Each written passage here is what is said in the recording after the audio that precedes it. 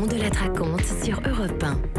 Souvenez-vous de cette maxime, quand vous voyez arriver Benjamin Muller, c'est que ça sent le sapin, que c'est la fin de l'émission et que Tadei peut se mettre en préchauffage. Bonsoir Benjamin Muller. Bonsoir à tous. Vous avez écouté la concurrence radio et télévision aujourd'hui, qu'en avez-vous tiré ? Écoutez, aujourd'hui on va découvrir ensemble une députée qui demande à être connue vraiment. C'est France Culture qui a eu cette bonne idée de suivre pendant plusieurs semaines de nouveaux députés en marche, inconnus au bataillon, donc pour apprendre à les connaître et savoir aussi comment ils bossent au quotidien. Aujourd'hui, rencontre avec Brigitte Liso, députée du Nord. Question posée à la députée sur le débat sur la réforme du travail. Comment avez-vous vous-même, comment vous êtes fait votre avis sur le sujet ?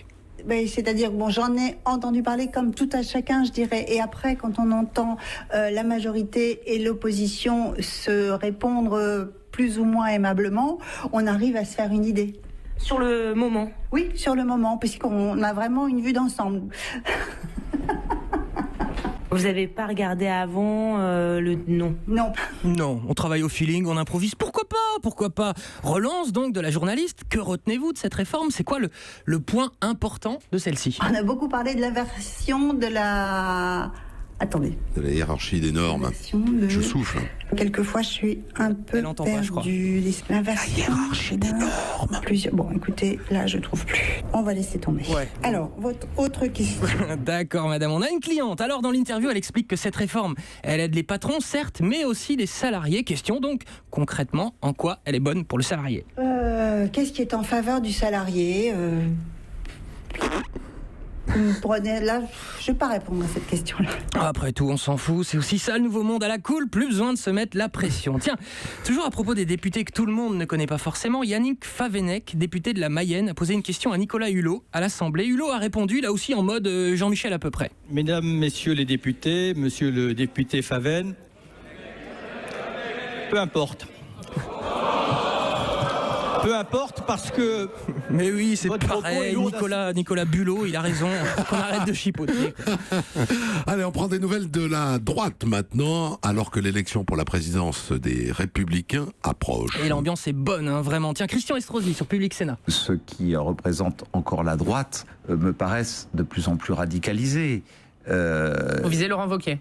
Je ne vise personne en particulier. Ah non, pas du tout, je parle pas du tout de Wauquiez, non. Tiens, un autre, Thierry Solaire, lui sur LCP, il imagine des jours radieux au parti. Si Sens commun s'en va et que tous les élus de droite qui ne sont pas sectaires, qui ne sont plus républicains, on va se retrouver tout seul avec M. Ciotti, M. Wauquiez. Alors un parti avec juste Wauquiez et Ciotti, ça fait moyen rêver. Et encore, à écouter Éric Ciotti, justement, il était lui sur Radio Classique. Wauquiez, on doit croire en lui, pourquoi ? Pour ça. Laurent Wauquiez, que je soutiens, porte, je le crois, un projet, une vision, et qui me paraissent pouvoir demain redonner une espérance à notre pays. Voilà, Wauquiez va redonner l'espérance au pays. Retenez bien ce mot, l'espérance. Entre nous, quand Ciotti dit ça de vous, ça sent pas toujours très bon. Il disait quoi de Fillon en décembre dernier ? C'est à François Fillon de porter cette espérance. Il le fait bien, les parlementaires sont derrière lui. Voilà, l'espérance c'était Fillon. Et tiens, un mois avant, en novembre dernier, en meeting de Sarko, devinez ce qu'il disait de l'ancien président ? Monsieur le Président, vous êtes notre espérance. Eh ben voilà, pour relever la on est tous l'espérance de quelqu'un. Si j'étais Wauquiez, je me méfierais.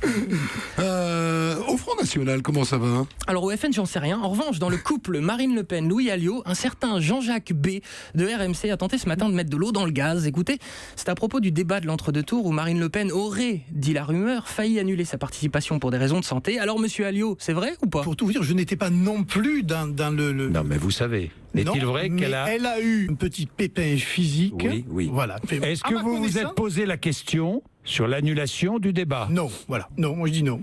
Vous dites non. Mais peut-être que vous en savez plus que moi sur le sujet. Peut-être que Marine Le Pen m'a dit le contraire. Oh, le fouteur de...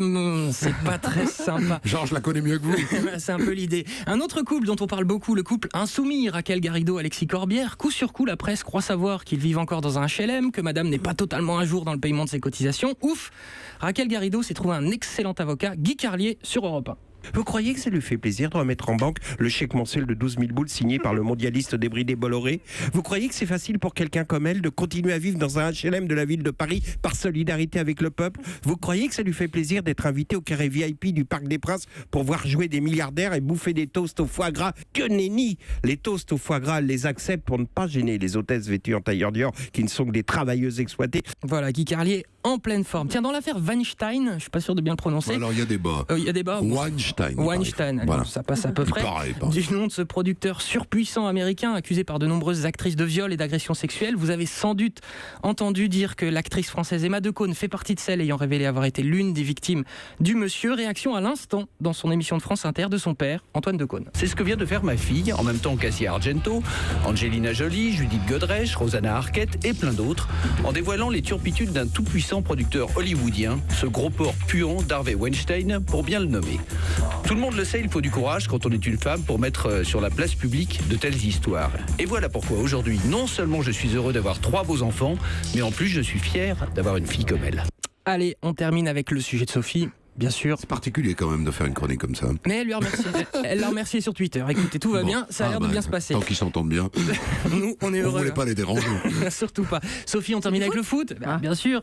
Déjà, si vous avez raté ça hier, Cyril Lamorinerie, envoyé spécial d'Europe 1 au Stade de France, juste avant le coup d'envoi, il était chaud. Il ne reste plus Pierre qu'à chanter. Allez les bleus, Eh bien, je vous écoute, Cyril, alors. Chantez avec eux. Allez, et voilà. C'est la morinerie quand on le voit. Quelle voix. Belle voix, hein, belle voix, un ténor. Alors, il est chantant, mais c'est rien. C'est rien à côté du commentateur de beIN Sport, Omar Da Fonseca, argentin, qui commentait en pleine nuit la qualif des siens. Vous en parliez hier, des Argentins. Et non, forcément. Là, ça va être énorme. Ça va être énorme. Beaucoup de sifflets finales. Vamos Messi, Messi a gagné, Messi nous a donné, et on sera en Russie, oh, no te vayas campeón, quiero verte otra vez, oh, no te vayas. Il est formidable. Il est sur beIN Sport, ce garçon. Il y a quand même que le foot qui fait ça. Je sais pas si vous avez remarqué. Oui, j'ai remarqué. Ça sera pas comme ça après l'élection des Républicains, je crois pas.